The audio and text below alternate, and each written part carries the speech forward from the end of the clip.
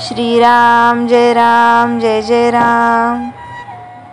शाश्वतचे सुख कसे लाभेल असे पहा, एखादा प्रवचन करणारा किंवा मोठा वैदिक कर्मे करणारा घ्या, त्याला त्यापासून समाधान मिळते असे नाही, तो असमाधानातच असतो।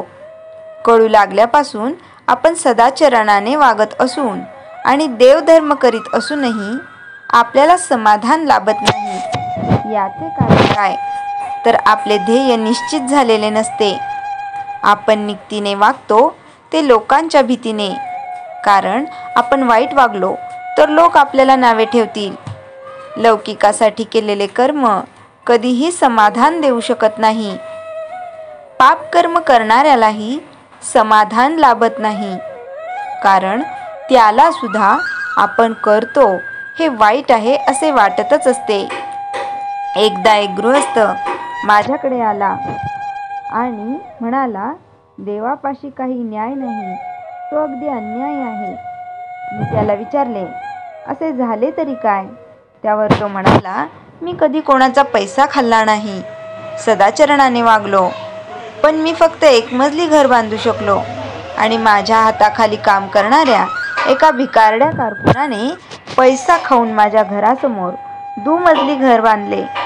मी त्याला विचारले, मग तुम्ही का नाही पैसा खाल्ला? त्यावर तो म्हणाला, मला तसे आवडत नाही, लोक नावे ठेवतील। तेव्हा जे कर्म लौकिकासाठी केले त्याने कधीही समाधान मिळू शकणार नाही। प्रपंचात सुख लाभावे म्हणून आपण देवाचे करतो आणि लौकिकासाठी नीतिधर्माने वागतो, मग त्यातून शाश्वतचे सुख कसे लाभेल? अंगावर चांगले दागिने घातले, उत्तम लुगडे नेसले, परंतु कुंकू जर कपाळाला नसेल तर या सर्वांची काय किंमत? तसेच जर देवाचे प्रेम नसेल तर त्या सत्कर्मापासून तितकासा उपयोग होणार नाही। या उलट देवाच्या ठिकाणी अत्यंत प्रेम असून सुद्धा जर नीतिधर्माचे आचरण नसेल तर ती परमार्थाची इमारत टिकू शकणार नाही। खरोखर परमार्थ अत्यंत सोपा आहे। विद्वान लोक तो उगीचच अवघड करून सांगतात। चांगले काय आणि वाईट काय हे कळायला लागल्यापासून जो त्याप्रमाणे वागेल त्याला खात्रीने परमार्थ साधेल। परमार्थ तीनपैकी कोणत्याही एका गोष्टीने साधू शकेल। एक, देहाने साधूची संगत, दुसरी संतांच्या वाङ्मयाची संगत आणि त्याचप्रमाणे पुढे आचरण, आणि तिसरी भगवंताचे नामस्मरण। नाम घेतल्याने त्याची संगत आपल्याला अखंड लाभू शकेल।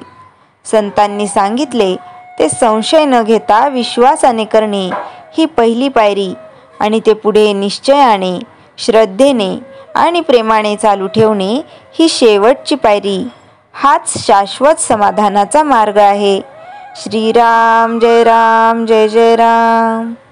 चैतन्यवाणी जग काय म्हणेल म्हणून वागणे याचे नाव व्यवहार, भगवंत काय म्हणेल म्हणून वागणे याचे नाव परमार्थ।